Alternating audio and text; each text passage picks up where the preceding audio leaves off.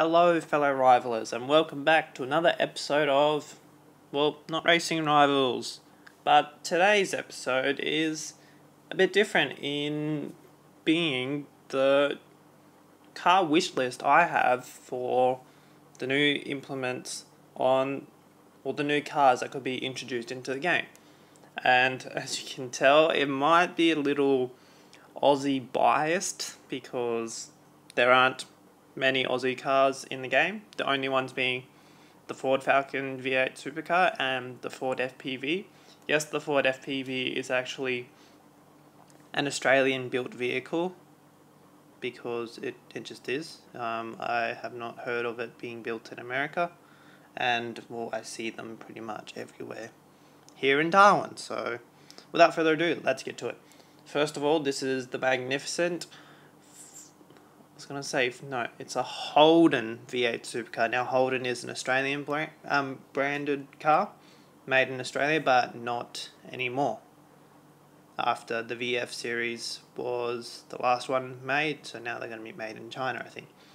But a little bit about this car. This is actually the VE model. It was the model before the newest one.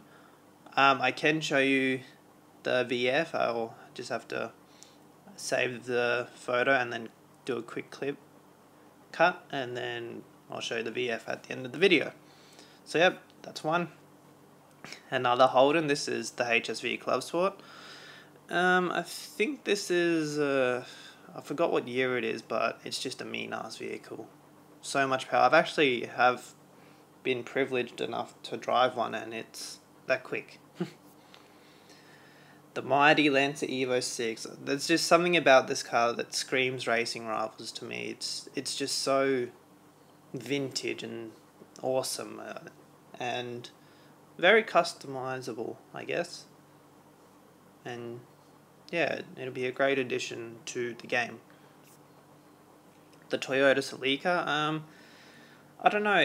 Ever since I played Need for Speed Underground 2, which was back in year 4 for me, I always couldn't. There was this one race I couldn't pass, and it was against a Celica, and something just tells me, yep, we'll put that in there because it's gonna be fast. Bit of Australian muscle now. This is the Holden Tirana, which my dad had one of these when he was younger and growing up, and well, apparently the power to weight ratio is ridiculous on these things, and it'd be fairly cool to have an Australian muscle car in there as well. Also with the Celica, we'll just go back. Not many Toyotas in the game, so we'll build up the Toyota collection in the showroom. The Ford XB. This, I don't know for some reason, but collecting Hot Wheels cars, obviously. This car has got huge popularity for some reason, and it's pretty mean. It looks badass, so why not? We'll chuck that one in there, which definitely would be cool to have another muscle car, even though I'm not really a fan. But that's what I thought about this episode today, is you want to put a balance of each car in, or each type. The Ford XR6 Turbo Ute. Now, when we were in the US, the Utes, or they're called pickups over there, or trucks even. Here in Australia, they're called a Ute.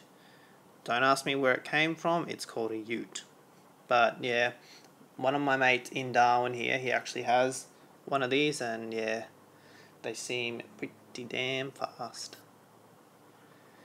Now, I don't know how to pronounce this name, but it's the Koenigsegg Agera S, which was actually in the Need for Speed movie, if you've seen it. It's actually, I thought it was going to be a cheap remake of Fast and Furious itself, but it was really good, and this is the car that the three guys race, and one of the other guy's mates dies, and yeah, then he races it at the end to win. So yeah, pretty cool car. I reckon that'd be, I don't think it's a concept car, but it could be a crate car if introduced. That's one thing I should have done, is like go from I should have done that, like B to A class and all that. The game wouldn't be a game without the Mini Cooper S. I mean, this could be a kick-ass C or D class car, and yeah, it'd be pretty cool to just own a Mini in your garage. I've got many interpretations of the way to pronounce this, but I'm just going to call it the Plymouth Firebird.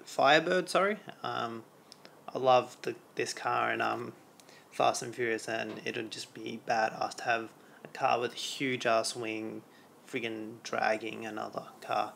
Yeah, badass. Imagine having a combi van in Racing Rivals, and maybe even the game creators could have like a combi van collection with all different artworks, like a Racing Rivals version or a January, February, March, April version. That'd be awesome. And very collectible, I reckon. People definitely would put in to get one of these. We've got a Top Fuels dragster. That's slow.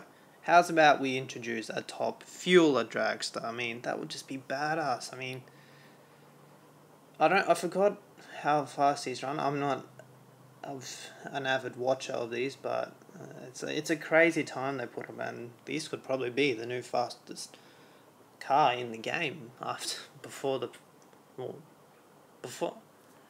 fastest car in the game besides the Pagani. We'll just say that. And yeah, these things obviously power to weight ratio is freaking 0 to none, which is, I don't even know how to convert power to weight ratio, so I'll just say it's a cool car. A punch buggy.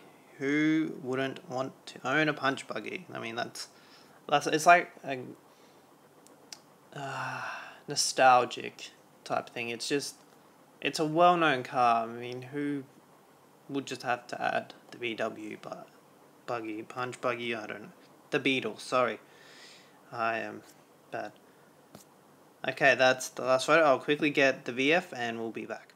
And we're back, and this is the VF version of the Holden V8 supercar, which is the latest model that is raced in Australia. We're not too sure actually about the future of V8 supercars in general, because apparently Ford's pulling out at the end of 2016, so yeah, it could just be Nissan versus Volvo, or maybe Holden or some different company. So guys, I hope you enjoyed this different episode. I want to try and mix it up, just get away from the game a bit. Sorry it's a bit just like me flicking through pictures. I don't have any good editing software as of yet, but I'm looking to find something where I can do a montage video and like flip up some stats of the cars that I'd like introduced into the game, and yeah, we'll go from there. And leave a comment what car you want to see in the game, and I'll see you next episode, guys. So until then, race your rivals.